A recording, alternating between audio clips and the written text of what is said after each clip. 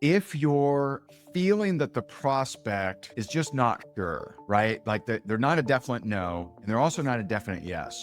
Here's a great question. I'm going to give you 4 closing lines that actually work in sales. Okay. And a lot of times, this one little line can really make a difference. I mean, there are lines that I've used that help me get hundreds of sales, like one line. So one line could be very valuable to you, especially if there's a place in your sales process where you're struggling, where you're kind of fumbling, where you're not sure what to say. And then you get that line that's just like, ooh, that works perfect. It could really make a difference. So don't underestimate the power of one line. When you're talking to a prospect, and this is not typically going to be early on, but you've at least had some conversation. And I'm doing this because if you've seen me train, I talk a lot about position. You need to know the position of the prospect. What's the position of the prospect? And so that's why I kind of talk like this, right? So when we're first talking to someone, they're at position 0. We don't know anything. And as they move forward,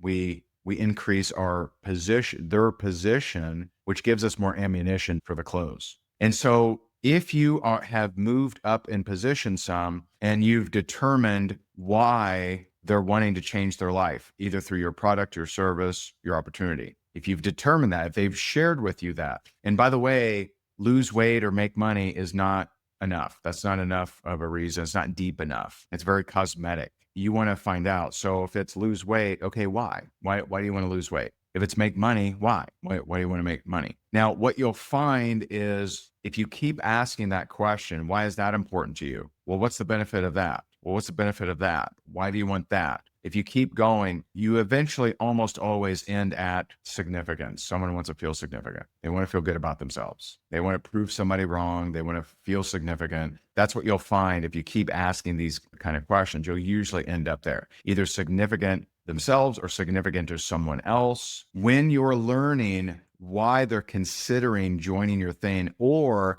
why they even looked at your thing, here's a great question. How long have you been wanting to change that? So let's say that you're talking to someone, they say, I want to make more money, but I don't know that this is a fit for me. And you say, okay, cool. Well, why do you want to make more money? And they're like, well, everyone wants to make more money. Oh, okay, got it. But is there any specific reason? And you determine that they have a real need to make more money, or they're just sick and tired of being broke. There's a lot of people like that. They're just sick and tired of being sick and tired. They're sick and tired of being broke. A successful salesperson will make saying no more painful than the cost of the investment of saying yes. Let me say that again. A good salesman, good saleswoman, a good salesperson will make the pain of staying the same greater than the cost of the investment of saying yes. I'm going to give you 2 of the 4 closing lines that fit perfectly into this scenario. Okay. Number 1, how long have you been wanting to change that?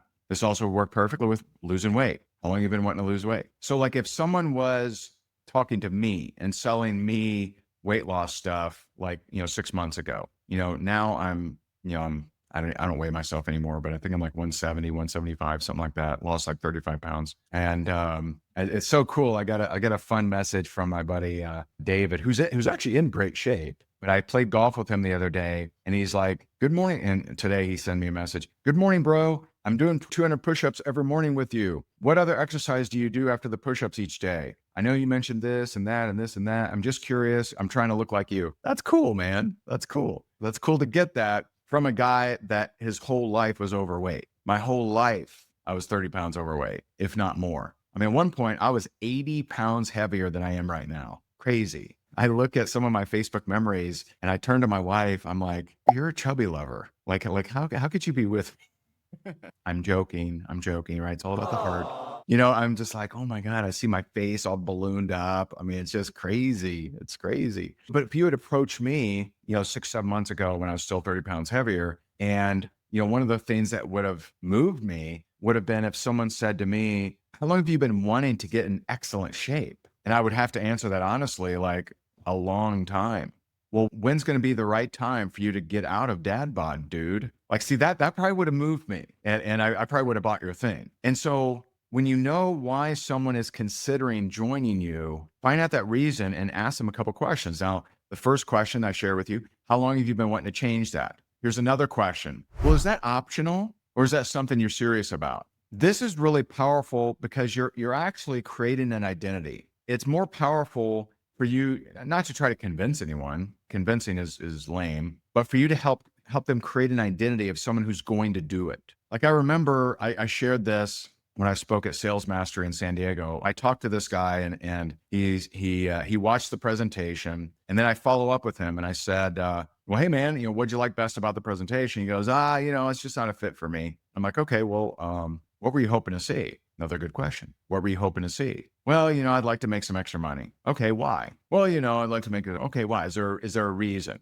And then he got real with me. He's like, well, I got 4 teenage daughters. And I'm thinking that sounds expensive, right? But he said they're getting older. I've given them everything they ever want in their entire life, and soon they're going to get married, and it's on the bride's family to pay for the wedding. I'm going to give them their dream wedding, but I can't afford that. And so, guess which question I hit him with? Well, is that something that's optional? I had to keep a straight face because I have a daughter, and I would do anything for her. She knows that. I had to keep a straight face, but I said, well, is that optional or is that something you're serious about? He's like, oh. He's about to rob a bank. I saved a bank teller's life that day. You're welcome. Not all heroes wear capes. Of course he's serious about that. And so I knew the answer, but I wanted him to know the answer. See, a lot of times people don't really embrace their actual answer. They're sick and tiredness of being broke or being fat or being whatever. It hasn't really sunk in until you help them get it to sink in. And the difference between convincing and persuading, convincing is I'm trying to get them to do what I want them to do. Persuading is getting them to do what they already want to do.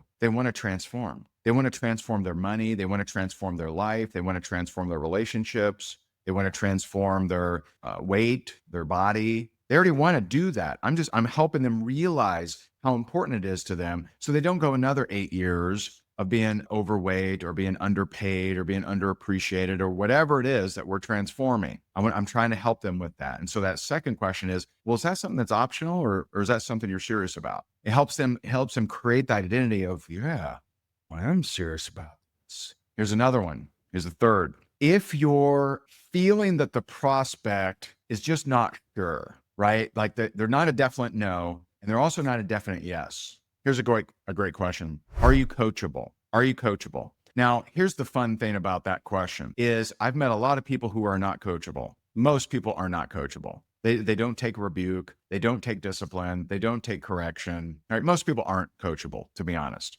They think they are, but as soon as they're personally corrected, they're offended. And you can always tell the weakness of a person by how easily they get offended. I'm going to say that again because I like it. I like it. You can always tell the weakness of a person by how easily they get offended. Someone just got offended. How dare you, Higdon? And so most people aren't coachable. When you ask them this question, hey, are you coachable? I've never had someone, whether they're coachable or not, say, no, not coachable. So you're again, this is anchoring an identity of coachability. So when I say, are you coachable? They're always going to say yes, because it doesn't look good to say no. And so a lot of times you play in this non-physical realm of what looks good to the prospect. Being uncoachable or being unopen doesn't look good. So this is why I don't typically use the word interested. I don't say, hey, are you interested? And blah, blah, blah. I'll say, hey, are you open to taking a look?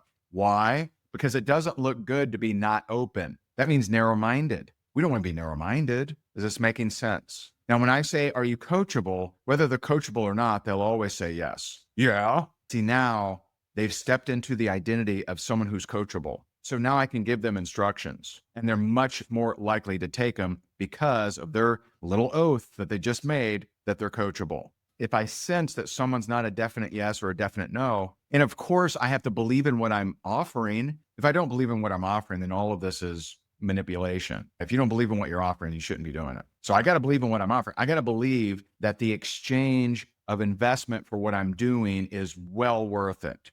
Some of you know that I'm a partner in a company that is an app that has the most amazing training in it, kingdom-based training that helps you with more powerful praying, with having a better relationship with your Heavenly Father, just improving your walk in faith. And, hey, I believe it's worth $1,000 a month easily. So for me to tell someone, hey, we got a trial of it, or it's $47 a month, like that's a no-brainer. That exchange of money is stupid cheap. You have to look at your opportunity, service, or product as stupid cheap. Like it's just stupid cheap because of the benefits that you get. Got to look at it that way, or else you're trying to learn manipulation. I had someone ask me the other day, they said, hey, how do you sell something that you've never tried? I'm like, not a big fan of that, try it. Like, what's the problem? And so when I say, are you coachable? And this is perfect for the person who's not a definite no, not a definite yes. And they'll say yes every time. You'll never say, no, I'm not. Beat it. Never say that ever. And I've asked that hundreds of times, not 1,000 times. So are you coachable? They'll always say yes, whether they are or not. But now they've stepped into that identity. Okay. And I'll say, when I talk to people that are just like you, they thank me for helping them move forward because they're at a point in their life where they want to make a change, but they have a little bit of fear. And I just want to encourage you. I've helped a lot of people that have fear move forward and they completely transformed. What do you think is going to happen there? Now, will that convert every person? No, of course not. But will that take a very large percentage of people who are on the fence and move them off the fence? Yes. And I've seen it hundreds and hundreds of times. Okay. So let's do a quick recap. And I still got a fourth one of my favorites. Not necessarily in order, but number one, if you're a little bit into the conversation with the prospect, not brand new, right? It's not, you're not just, this isn't a first question you would throw out, but if you're into the conversation and you've learned why they're considering joining or why they're considering even taking a look at your thing. Number one, how long have you been wanting to change that? Number two, is that optional or something you're serious about? Is that optional or something you're serious about? Number three, are you coachable? This is perfect for the person that is not a definite no, not a definite yes. Last one, number four, the four closing lines that actually work in sales. Number four is, if you don't do this, how will you accomplish that? Now, this is honestly, it's an unfair question. It's in the realm of what I call green light questions. See, some people would be scared to ask this because they think that the person is going to say, you know what, I'll just do it this other way. No, they wouldn't be talking to you if they had all these other ways to do it. So if you don't join this, if you don't join with me, if you don't work with me, how will you make that extra money? Unfair question. They don't have an answer to it. So when you do that kind of green light, it actually highlights the option right in front of them. Love the one you're with. It actually makes the option in front of them be like, oh my goodness, this might be the only option. Now, of course, it's never the only option. It's never the only option. But when you're bold and brave and you ask this green light question, it highlights your option and makes your option make more sense.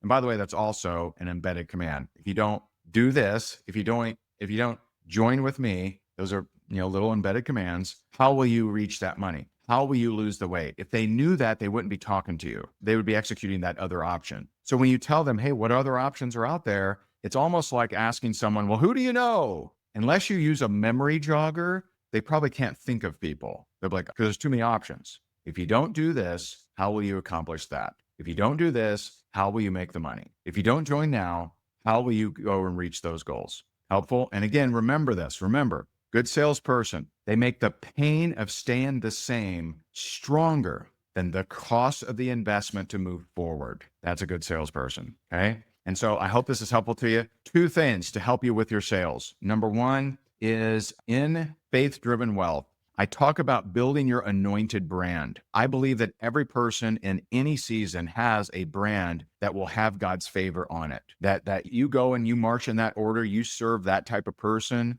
and you're going to see God's favor all over it. And it's going to blow up and it won't even make sense. I talk all about that in Faith-Driven Wealth, amongst other things. By the way, Faith-Driven Wealth is really for two types of people. Number one, you love God, but you struggle with finances. Or number two, you've succeeded, but you're afraid you're going to lose it. This will help. Okay. Second thing is I did a webinar with my good friend Mark Harbert about using AI to create workflows in your content. I'm not talking about just getting copy or ideas or any of that kind of stuff, but actual workflow processes, right? And so like we have AI agents now that I just go do AI marketing, and it creates out, copy for email, ads, split tests, all kinds of different things. Like you can do a lot with AI that most people don't understand. If you want to catch that replay, you can, higdongroup.com/AI marketer. And so check that out if you want to learn more about how to really powerfully use AI. And I appreciate you so much. So God bless you. God bless your family. I hope that this is a wonderful weekend. I hope it's just awesome. I do hope that this was valuable to you. Okay. I appreciate you so much. I'll talk to you soon. Bye for now.